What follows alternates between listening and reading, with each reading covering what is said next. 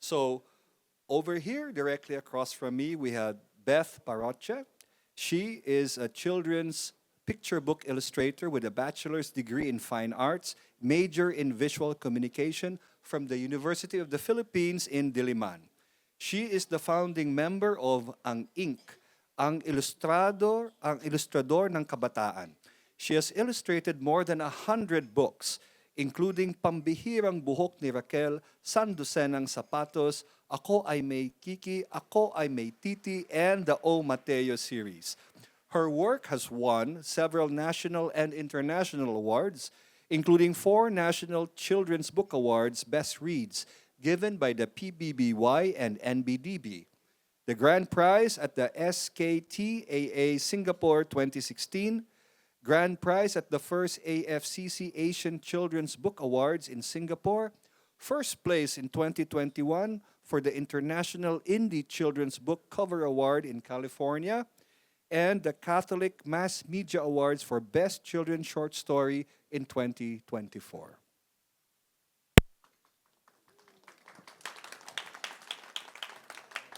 Right next to her is Aldy Aguirre.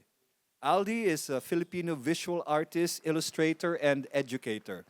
Some of his works have been awarded and recognized by the Philippine Board on Books for the Young People, the National Book Development Board, and abroad by Ilustrate in Castelo Branco, Portugal, and Sarja Exhibition for Children's Book Illustrations.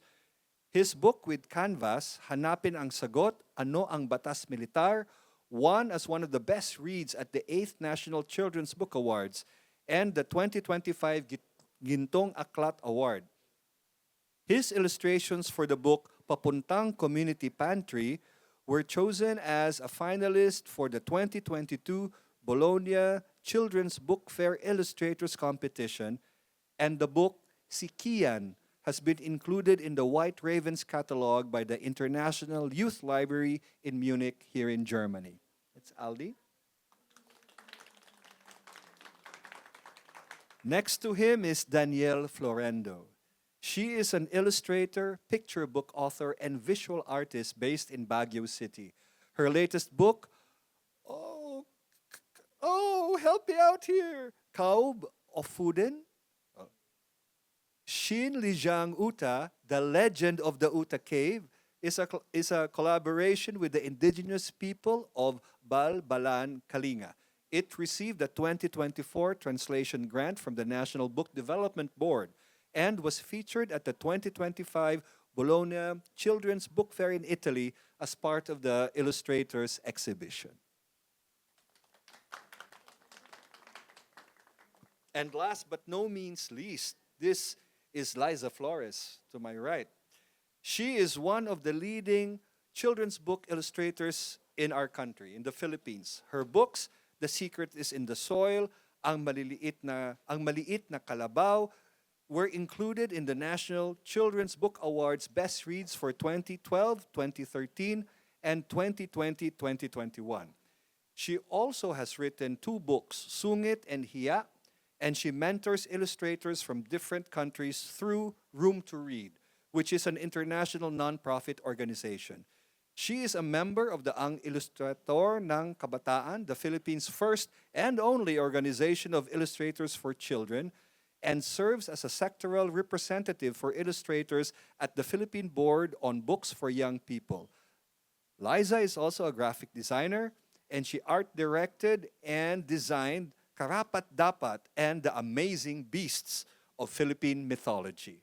So, with all of that out of the way, I'm going to shut up and turn over to Beth. Beth, the table is yours. Hello, good morning. Um, can we have the first slide, please?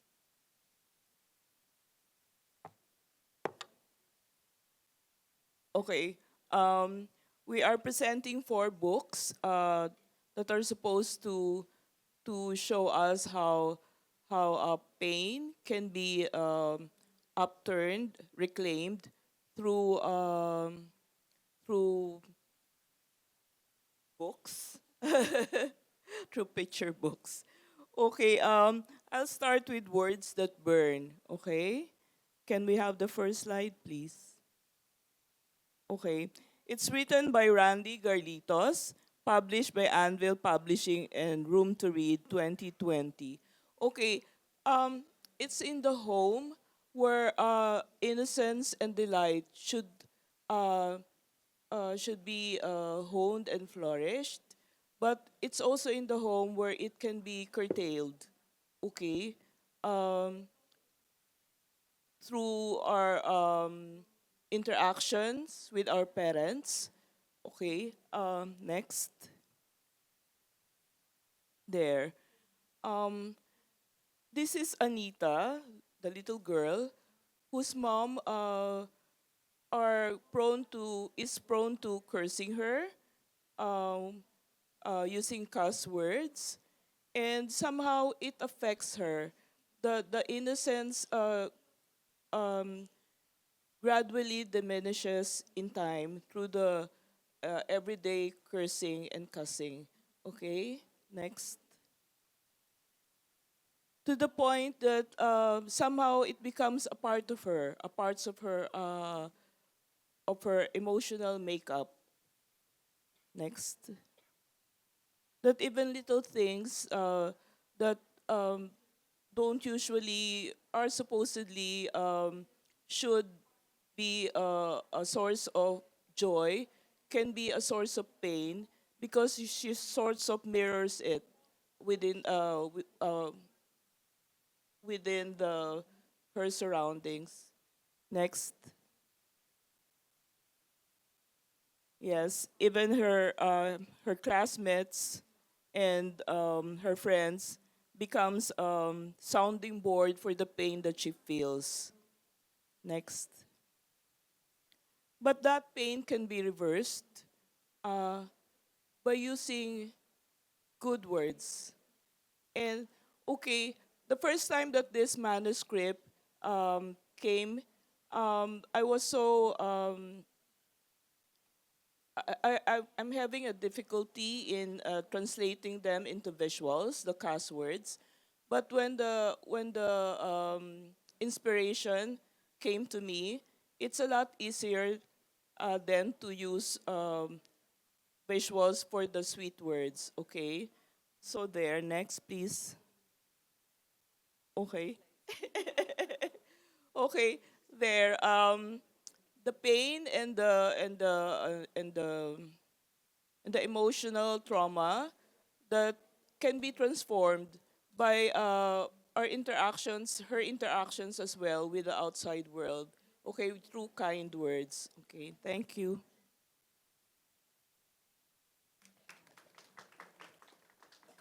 Thank you, Miss.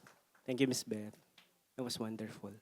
Good afternoon, everyone. My name is Aldy. I'm an illustrator, and I'm not sure if I'm like speaking in behalf of everyone here, but as illustrators, I'm used to like tell the stories visually, so not verbally. So just in case, it's a disclaimer. So yeah. So I'm here to present my book, Sikian. Just to give you context, Kian de los Santos was he's a real person, and this book is a story of what happened before he got killed by policemen during the war on drugs of our former President Rodrigo Duterte during that time. So si Kian, um, not yet. Just a brief background. The Philippine Center for Investigative Journalism at that time was was finding ways to like tell news in a different manner, like in a more creative manner. So they were collaborating with creators, with illustrators, writers to come up with like a different media aside from just straightforward news telling. So they launched the PCIJ story project August 2016, and then August 16, 2017. I mean, so August 16, 2017 was the same day that Kian de los Santos was killed, and back then, Wen Cahiles, the writer whom I worked with before in other children's book stories, and Kimberly De La Cruz, which is a photojournalist and also a researcher from PCIJ, attended the wake of and covered the war on drugs and attended the wake of Kian de los Santos. So they decided that the first story project that they will make will be a children's book about Kian de los Santos. It's very fitting to tell what happened and that news, and it's very fitting that it's in a children's book form. Um, I think what they thought of was the heaviness of the topic can be compensated by the lightness of my works, particularly or in that media, as a children's book. What else? 2017 and 2000 it was initially um, going to be launched as like a social media or a digital book of sorts. So it's in Facebook, Instagram, and all. But the same year, 2017, one of the publishers in our country, Adarna Publishing, like adopted the story, and they came up with a book form. So the books were like not really sold, but those who want to purchase the book, the proceeds went straight to the families of the victims of the extrajudicial killings during the war on drugs. 2018, I guess what I also want to point out that when we were making the book, the first thing that we had in mind was to release it as soon as possible, because Filipinos tend to like forget things as soon as a new gossip comes out or a new news comes out. This news like gets covered up or gets forgotten easily. So the usual book process for us illustrators, I mean, I think acceptable is like 3 months for us to come up with all the illustrations and all. But we did this like in like less than a month, like 3 weeks for us to do the back and forth exchange of the ideas and all. So yeah, wala, I'm not even in my first slide. So next, first slide, please. Yes, Sikian. This is what you can see here is the version online, which is more colorful than the book form. The book form is like more gritty and more dark for all older readers. But this is the one that you can still see online. The cover, the first spread is a scene where Kian de los Santos is together with his classmates going to school. As you can see, he's in the middle. Both of his classmates has either a motorcycle or a bike, and like as a simple teenager, his wish for his mom, which is an overseas Filipino worker abroad, was for him to have a bike as well. So he can have a bike going to school as well. So as you can imagine, um, it's just like a normal teenager, normal wishes, normal, simple, super simple wish, and just a normal kid, just a normal kid. Next slide, please. Here, we work with, these photos here are from the researcher, photojournalist Kimberly De La Cruz. She supplied all the necessary photos that I can use as references, because of course, it's a real, excuse me, it's a real neighborhood, it's a real community, real people. So as much as possible, I want to get close with representing the actual neighborhood where Kian de los Santos grew up. Here is a scene, the page, yeah, a scene where it's mentioned that he lives in this community in Caloocan, in our country. The streets are narrow, the children are playing around the streets and all, the clothes are hanging outside the windows and the neighborhood. And I just want to see that the contrast. I also, it was also intentional that I want to show the contrast of the grayness of the neighborhood and some hints of color because of the people and all the other elements. Also, I want to insert like small like Easter eggs. So if you'll notice on my illustration, it's like a Philippine flag with a triangle on top and then a sun at the middle.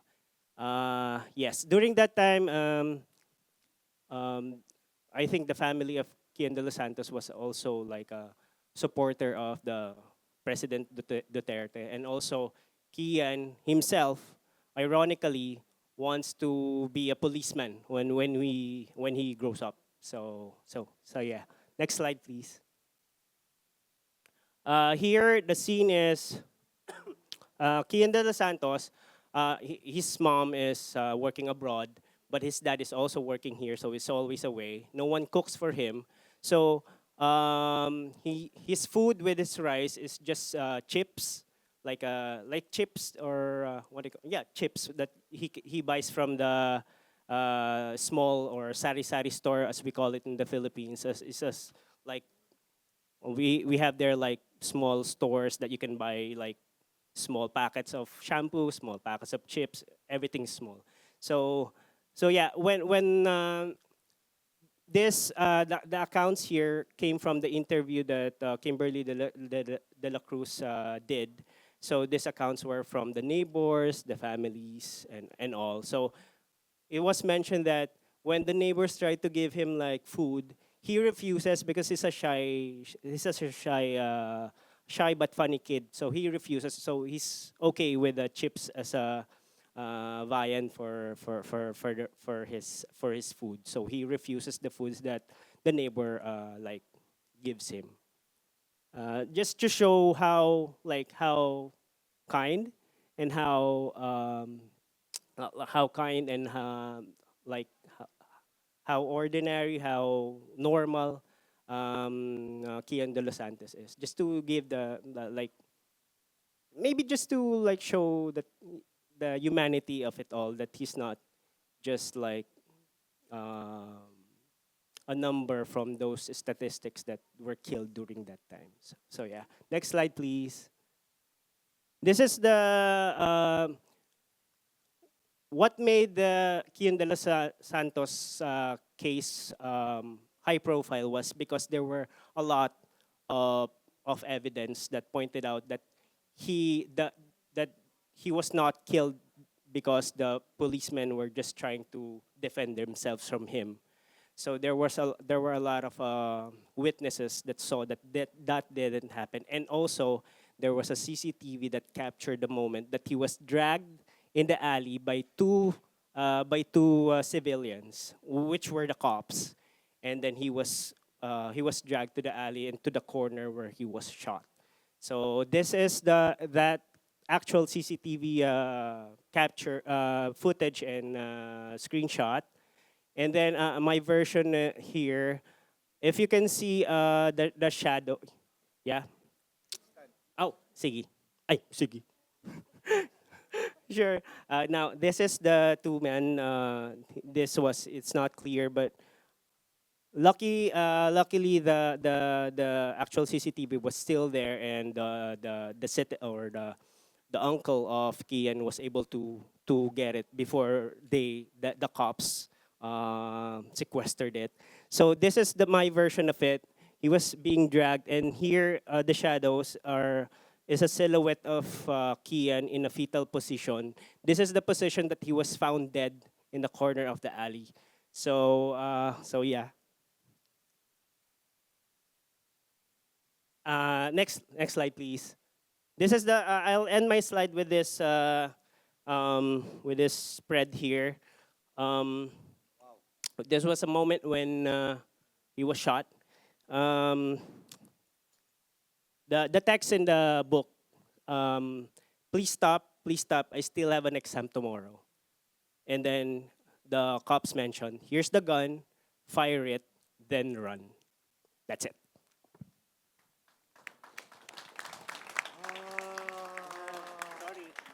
Trust me, everything will be much more brighter with the rest of the panelists. Thank you.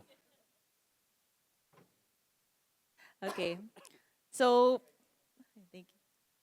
In the survey of Filipino books, we tend to talk about many things. Things that are the realities of our world and things that are realities of our country.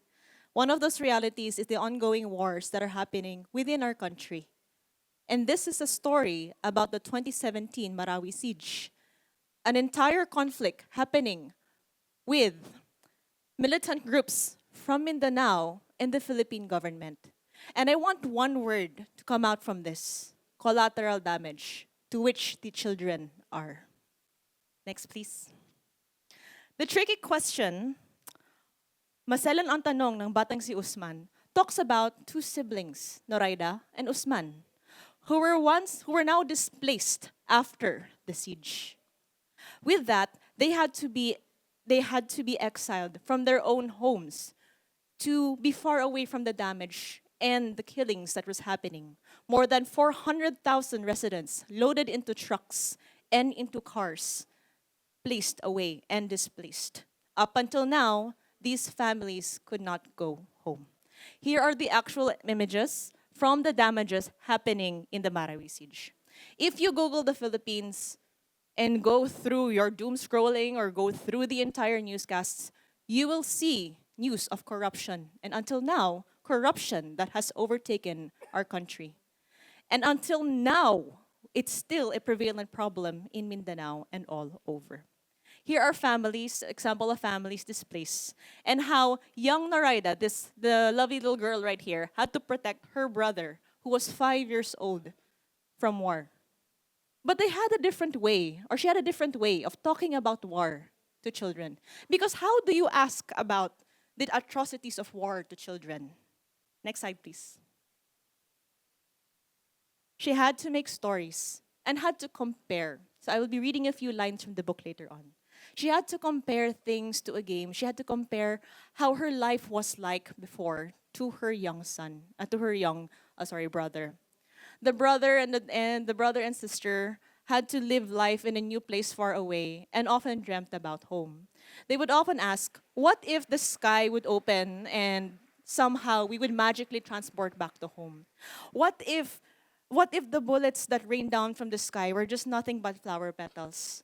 What if sunrises were just sunrises and not the glow of gunshots and of glowing of fire, and the sound of gunshots were nothing but the music of birds? That's how she had to tell her brother about the atrocities of war. It was always a story of what if. Next, please. Next, please. What if mortar shells were pandesal, Filipino bread? He started. Then I'll eat them with coffee. But what if bullets were marshmallows? I asked. What if our house had wings? Then we'll fly it far away from Marawi. A lot of the story had to go with this playful, this innocence that was recaptured in the words of Doc Luis Gatmaitan, who visited the siege during that time. And all of the children had to find this way of coping with what was happening around them. Next, please. But what if, in an instant, at my hand signal, and wearing soldiers and terrorists get transformed into plastic toy figures in a board game instead? Collateral damage. And all children of war, may it be in the Philippines or may it be in Gaza, they are the collateral damage of this war. And we have no one to blame but ourselves. In this book, we talk about this little innocence that they still have and what they probably only have at this moment. The realities of the Philippines.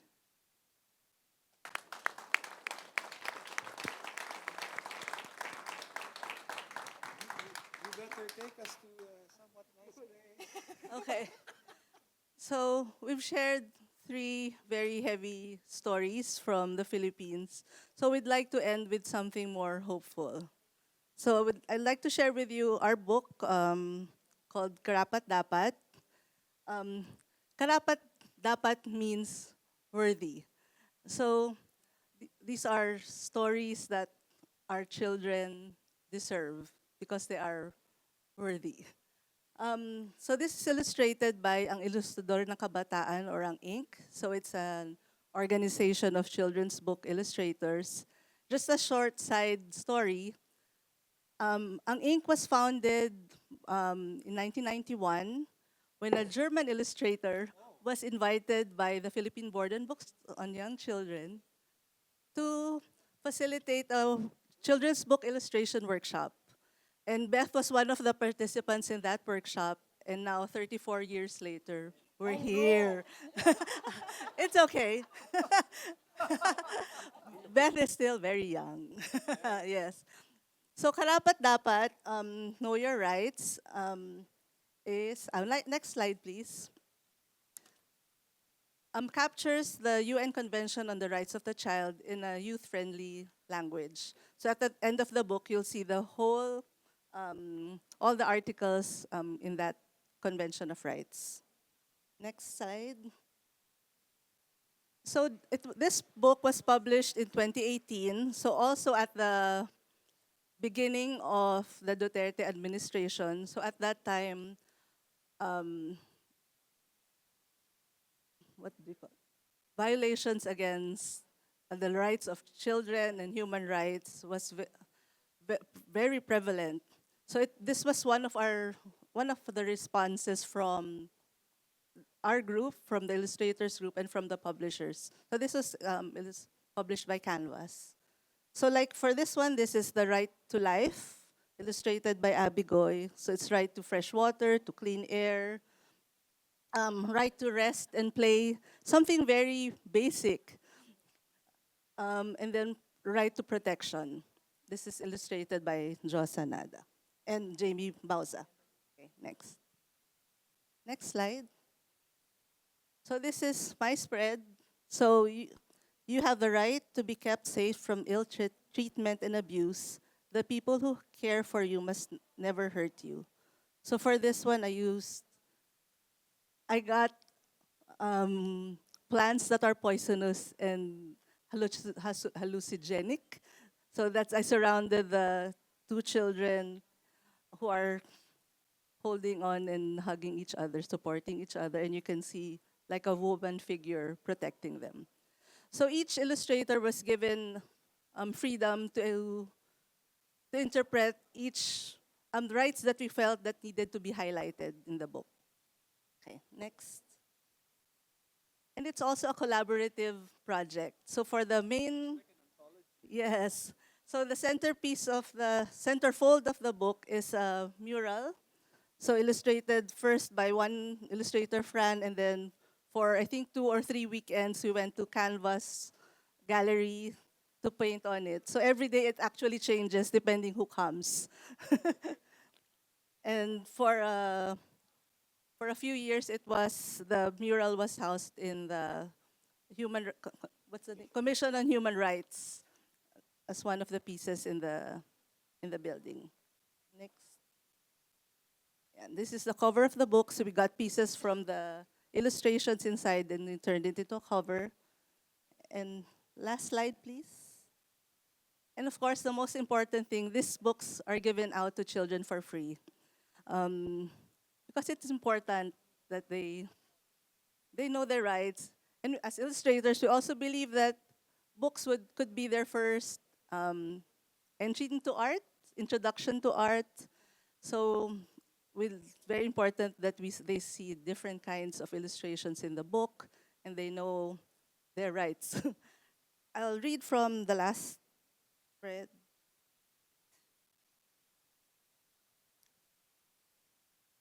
Child, you are an extraordinary being. You have talents and skills that should be developed and nurtured. Always remember that your rights will protect you during those times that you will be treated unfairly. In your hands, the future of the country rests. You have the power to change the world because you are the world. Thank you. First of all, I'd like to say thank you to the four of you for your bravery, for being able to produce these works of art, because as illustrators, you bear the entire burden of the visual, and you have to be able to translate this pain into something that can be appreciated and understood. And it must take, it's something heavy that you are doing, and the burden becomes yours. It's not something that is easy. And I'd like to say thank you. But before anything else, audience, if you have any questions, please just raise your hand and a mic will be passed to you. Any questions, please? Yes. I'm curious on how you presented these heavy topics to your audience and how it was received. Maybe you can share your experience.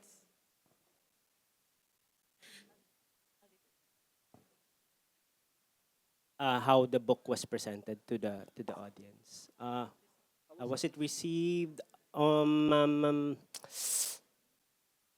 well, there's a lot of supporters of the former President Rodrigo Duterte. So that was the first. That was the first worry that the supporters, Pushback, the right? trolls, yeah, Pushback.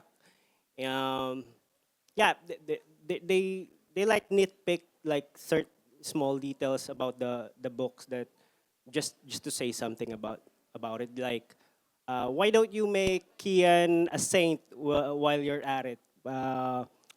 Kian de los Santos doesn't look like that in real life. Those small comments, but I'm used to brushing those comments off. So they try to diminish Yeah, it and just push it away. Exactly, and they also said that. How about the victims of the drug addicts? How about them? How about their stories? So just to like invalidate invalidate and push back the project. But of course, there are the people who like are what do you call it? Have the same sentiment as us, that we're fed up with that, with what's happening during that time. So there was support. There was also there was support, and there was like on the people on the opposite end. But the important thing for me is that the story came out. So I didn't really think of what will happen with the supporters, or the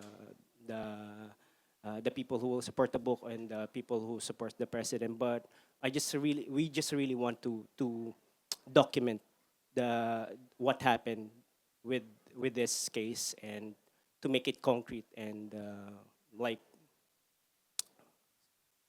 kind of what do you call it? Make it more like there's a tangible proof that Yeah, this truth thing happened. telling, and then you have this thing. Aldi, I have to ask though, to follow up. You know, of course, that during that time, the Duterte supporters were very rabid, and you know, did you live in fear? Was there any part of you that thought things could go wrong? And Of course. My first instinct was to change my Facebook no, not really profile, the status. I was married in Facebook. Then I changed it to single for just to to avoid, protect to protect your my wife. wife and family. So up until now, I'm still single in Facebook. I haven't changed it yet. So but, Um, no, but on just behalf of your wife, I think you should no, that's okay. reconsider. Okay. That's okay with me. So there was a fear. Of course, there was a fear of like being Because those times, Aldi, right? really. They really- could. It wasn't a joke. They Yes. could find you on social Yes. media. They could dox Yes. you. They could Exactly. threaten your life. Yeah, there was a fear, but I think it's the weight of not doing anything. Um, but you can do something about it. Like me, I can draw, I can illustrate, and I can do this. So that's more the fear of not doing my part is heavier than the fear of those things that you So mentioned.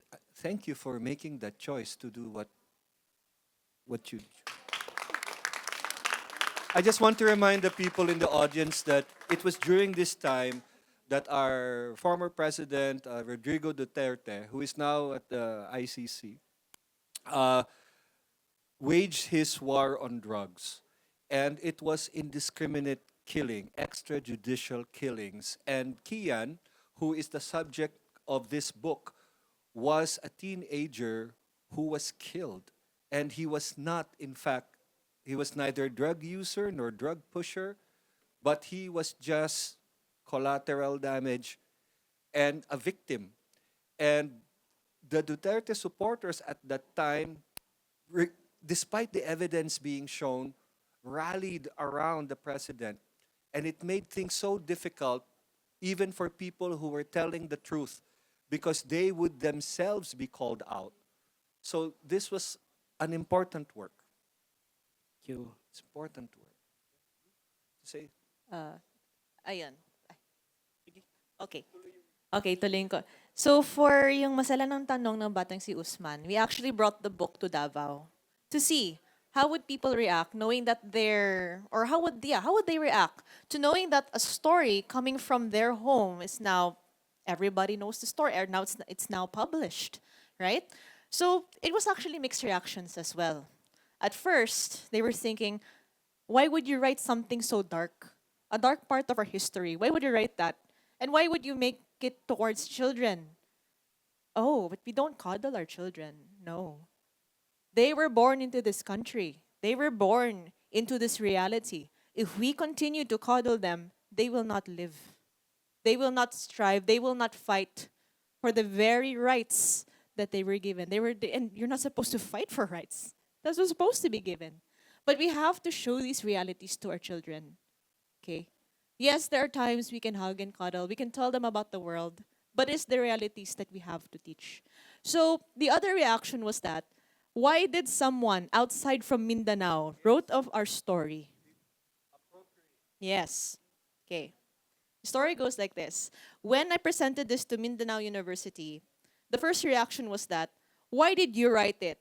And why didn't we write it? Yes. Why didn't we write it? Or rewrite it as in those from Mindanao.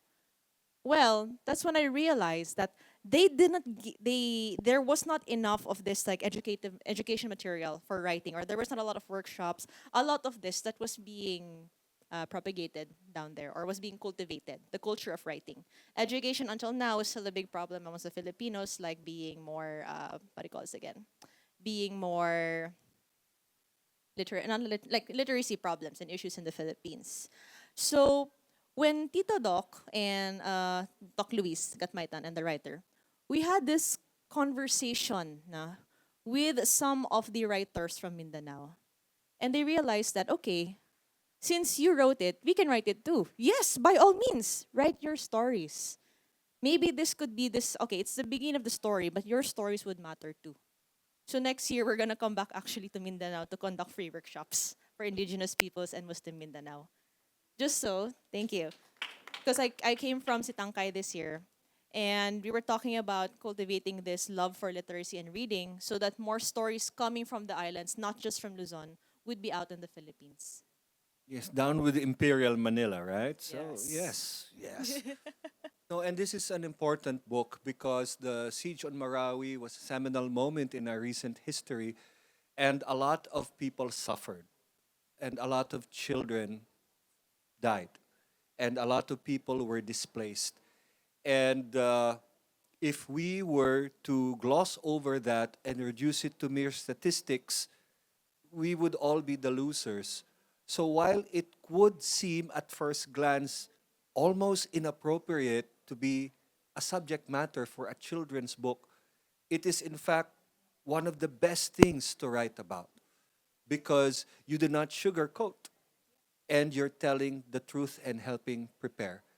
And you are creating a document and wow, okay. So, Liza? I'll, I'll add only that books provide a safe space for a child and an adult to talk about things that are difficult. Because you're, unlike maybe a news report or a news story, it could be too visual or too violent and, and too graphic. So having a book in a safe space provides that opportunity for a conversation between a child and an adult. And that's a great point because a picture book traditionally can be read, right? It's read by an adult or a parent for the child, and then things can be explained that may be difficult, or the illustrations can be explained. Yes. So it's not really softening. It's not, it's Yeah. guiding, right? Yes. There. So, Okay. yeah. When the manuscript was first given to me, it was really very hard for me to illustrate cuss words. Uh, what's the I was really thinking what would be visually appropriate to be able to draw something so difficult. Uh, what would um, what would make it so apparent the pain that visual thing would cause, um, and yes, even for a child to hear cuss words from someone who's supposed to be so loving, the mother. Okay, and when the images came to me, the monsters, and the for bubbles, the sharp ended ones instead of the rounded uh, uh, speech bubbles. Um, Somehow the imagery resonated with my audience, and they said it was very appropriate. The images were very appropriate, something that would really cause pain for the child. And when the imageries for the cuss words came, it was very easy to be able to draw sweet words. Thank you. No, because if we look back on your slides, the way that you chose to illustrate the cuss words or the curse words, it's so effective because it looks like something that billows out with violence, and then it envelops or attacks the child, changes the child because she in turn becomes a conduit for it because she mirrors or reflects. So Everything starts from the home. everything starts from, in case you didn't see, there's this wonderful thematic that went on here. We started with the home, then we have the neighborhood and the community, then we have the larger country, Country. and then the world, the United Nations things here. They're very clever how they arrange themselves. So are there any more questions, please? Yes, over there, Mike, please.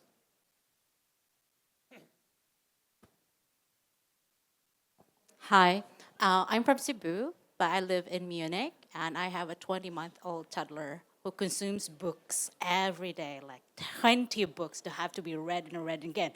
Now, as a mother and as also a writer in Cebuano, my dilemma has always been finding works from my own mother tongue, which is Bisaya or Cebuano. Then we only have one in our household that we had to travel to in Cebu just to get. Now, how to make your books that I even did not know about until now, like, I mean, beyond Frankfurt Book Mesa, which is also like being here is already a privilege in a way. So it's like how to make our works or your works accessible.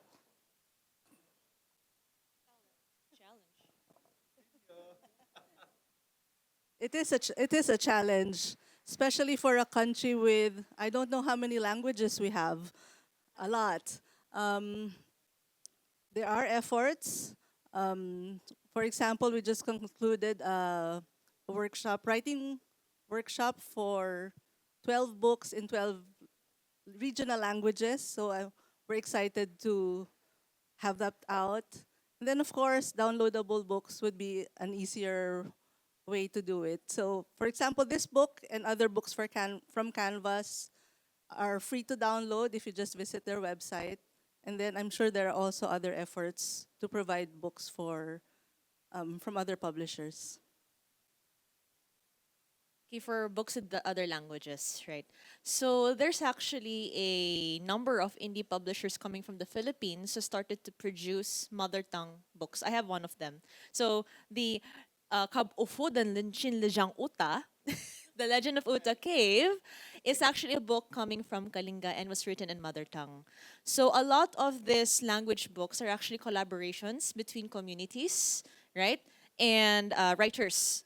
And we find it that, well, for me, is as a writer also, I find it very helpful to really look through grants to help the book get out there because the book was given a grant. And with this grant, the marketing of the book becomes much stronger. I know that these are available here in Frankfurt and it's also available on online shops, right? But until now, yes, we agree it's still difficult. We're still trying to find our placing in the market, but there are now avenues and and places where we can find certain books that are accessible. I guess it's still growing. It's a new development in the Philippines to produce more books with regional languages. But so it's also an exciting time to be a writer and to be illustrators because it is still a growing market. Very, very young. It's only in the recent years that government has pushed for this, and implementation, as you can imagine, is not immediate. But not just government, but local LGUs are also doing their part, and then there are the publishers, and most important for me, the independent publishers, and all of these organizations that are doing what they can.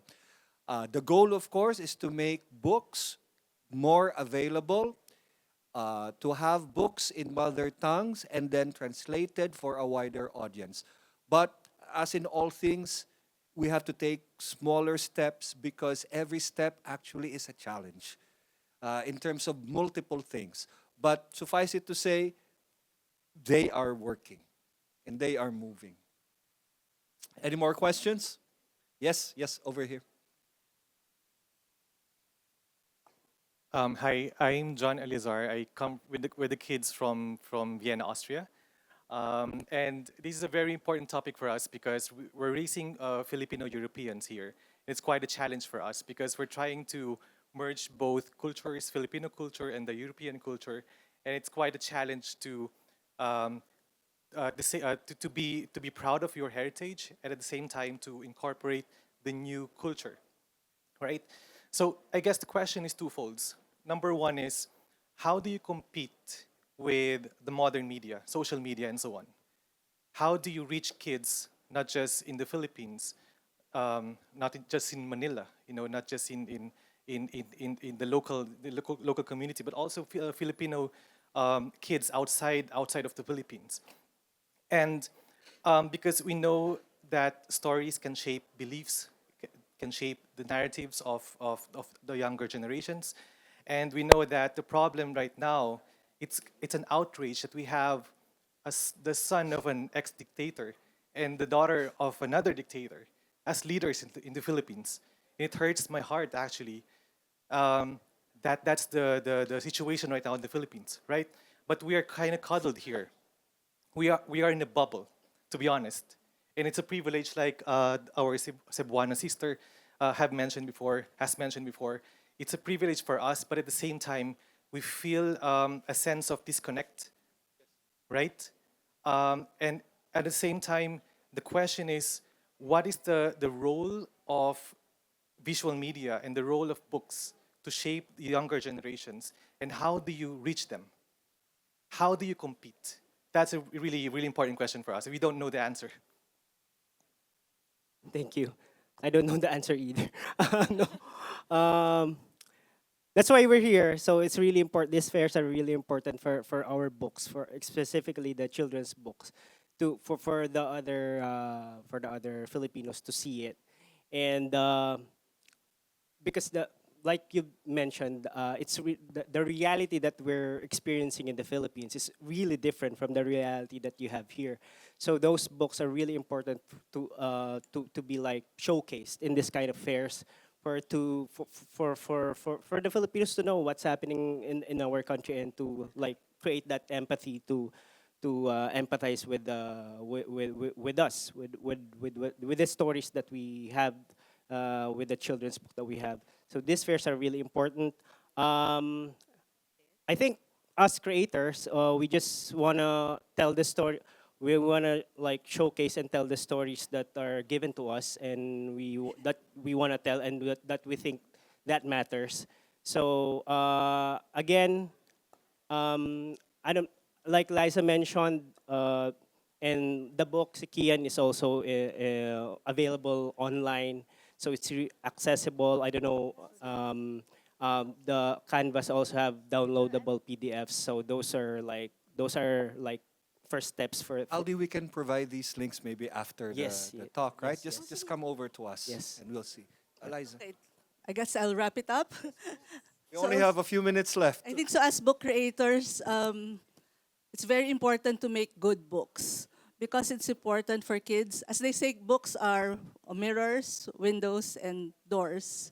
So it's important for our children to see themselves in our stories. So it's important for us to represent the children that we put in our stories. It's important, and as windows, you give them children a view to the other worlds and then a door for them to step out of. So that's why sharing each other's stories is important so that they see themselves and they see the worlds of other children.